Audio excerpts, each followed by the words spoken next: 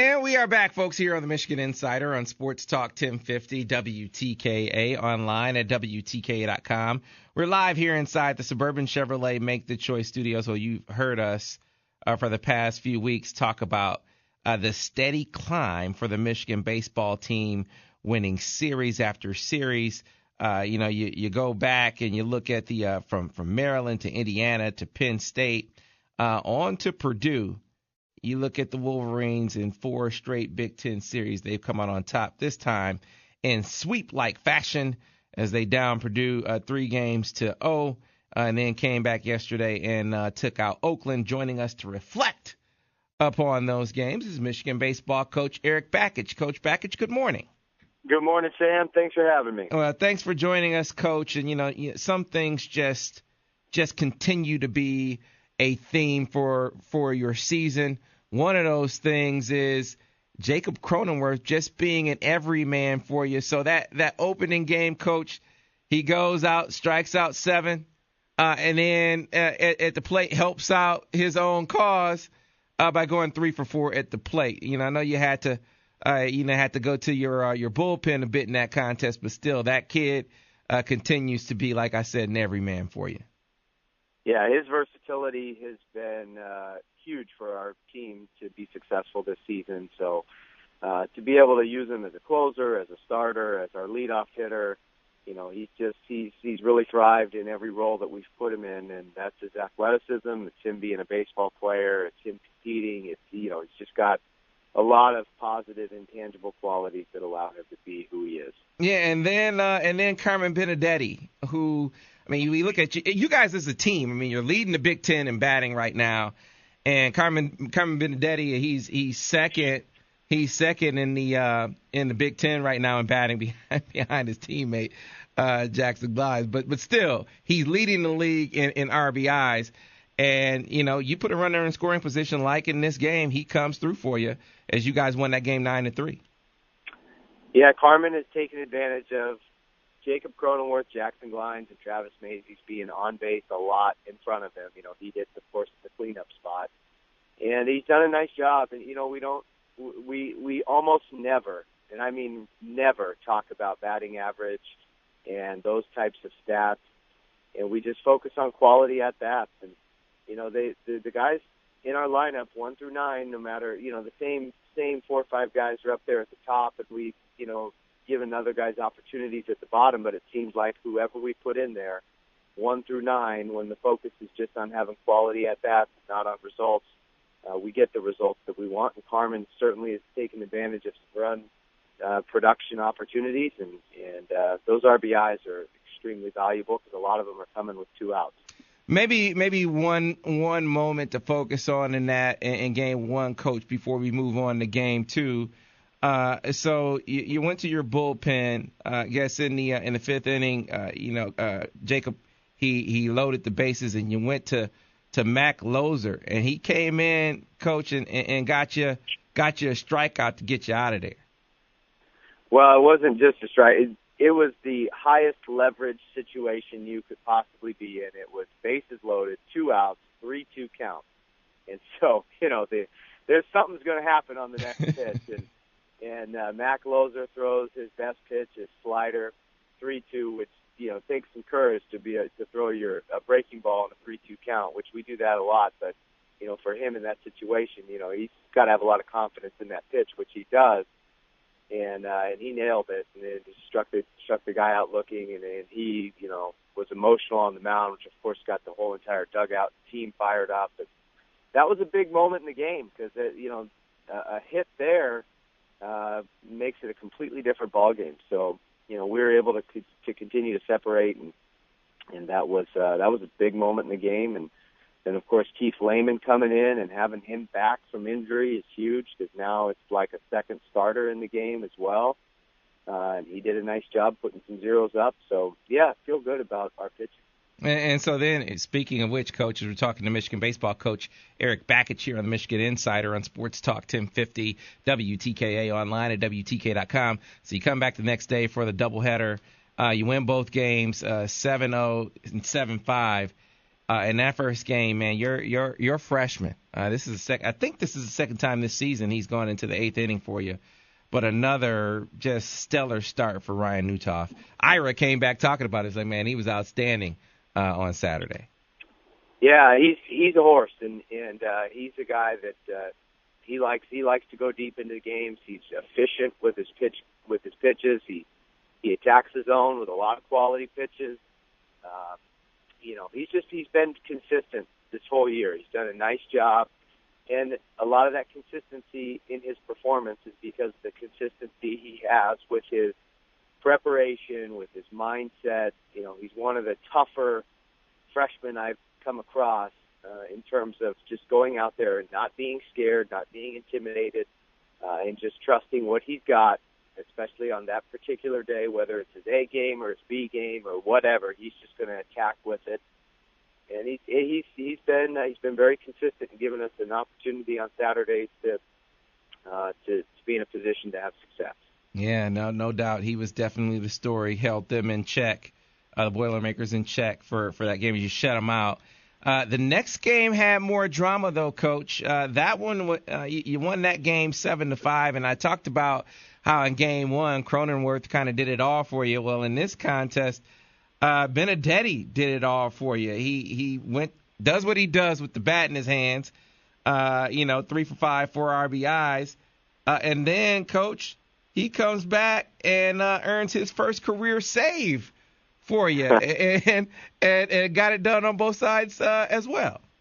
Yeah, sweeping a doubleheader is tough to do, and it's but not as tough as being a two-way player. And when you're a two-way player in college, you just can't devote the time to hitting and pitching that you probably would want to. There's just not enough hours to do it, and so you got to be very talented at both naturally, and that's where Carmen and Jacob Cronenworth are both just very good baseball players. And they don't specialize in just one position. They're just athletes, and they're good at what they do, and they both happen to have very strong arms. Yeah, well. So Carmen, he's been very consistent offensively. We knew that. What we didn't know is that he's probably even a bigger prospect on the mound than he is as a hitter, just because he can run his fastball up to 94 as a left-handed pitcher, which, if you're a left-handed pitcher, you're a hot commodity regardless. So, for him to have the arm strength that he has, where he's done a nice job as he's progressed from just a thrower to a pitcher, a guy who would just rear back and throw it as hard as he can and see if he can throw it by him, to now he's actually got fastball command. He's done a nice job working on his breaking ball. I mean, he ended the game on a very good breaking ball that froze the hitter, struck him out looking. So he's turned into a pitcher, and that's been a nice addition, because that was a pitcher we weren't necessarily counting on to start the season, and now we're giving him the ball when it's a tight situation at the end of the game on multiple occasions. Yeah, and just want to give Jackson Glines a little love too, Coach. 5 extra base hits in this series. He is another guy, and we can go up and down the lineup and probably talk about a number of guys, but yet another guy that got it done for you last week, and it has been all season.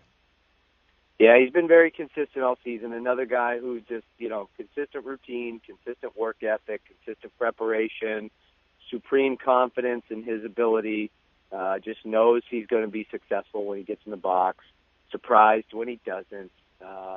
Just one of those guys that you get him up at 3 a.m. and, he's probably going to hit a line drive somewhere. Just one of those guys. But, he's gotten the focal point off of the batting average, had hitting peaks and valleys, and when he was kind of hovering around 500 there with his batting average, I think that was, and people started talking about it a little more, that got in his head a little bit, and he's gotten off of that, got back to just having quality at bats, and the consistency is really just steadied out, and he's done a really nice job and settled in the 2-hole in our lineup, and with Cronenworth and Glines and Mazies and Benedetti, it's a top 4 hitters in the lineup to get through. Yeah, absolutely. A lot of peaks, Coach, in those peaks and valleys. A lot of peaks. It's 7:43 here on a Wednesday here on the Michigan Insider on Sports Talk 1050 WTKA, online at WTKA.com. So you come back yesterday, have Oakland in the house. You won that game 10-4. Kind of take us through that one.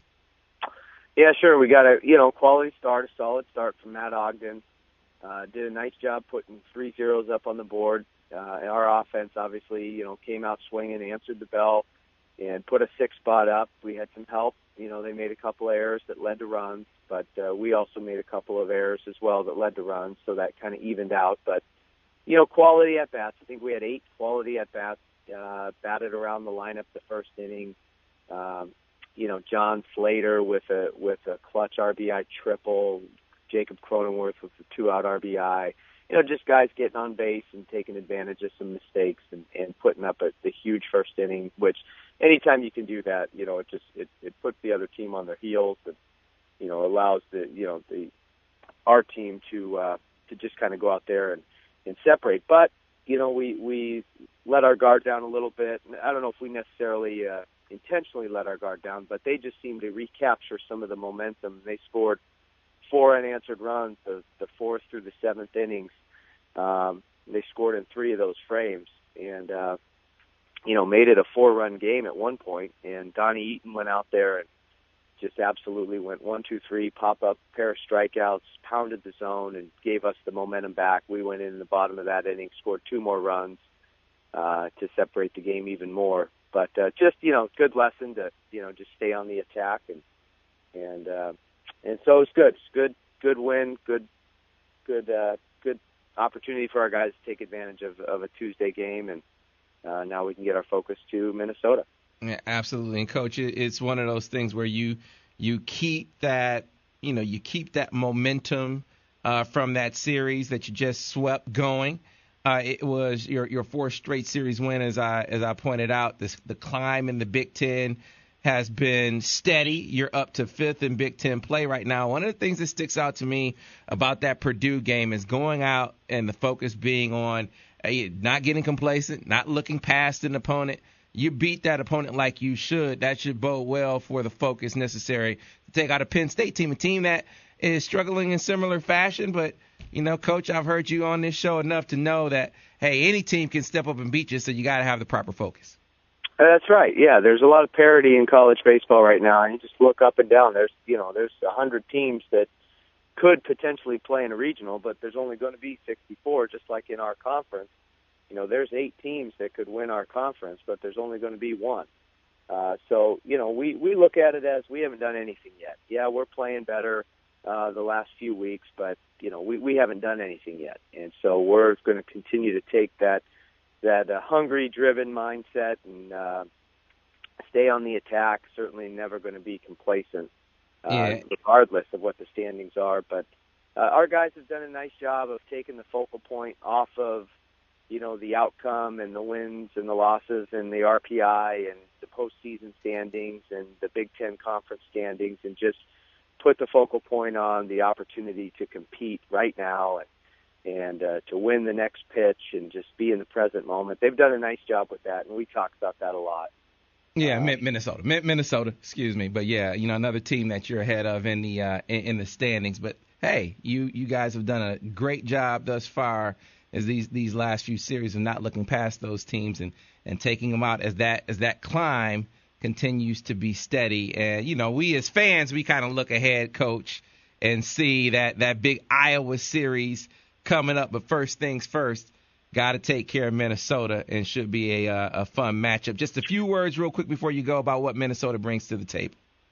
Sure, yeah. No, Minnesota, they've struggled early.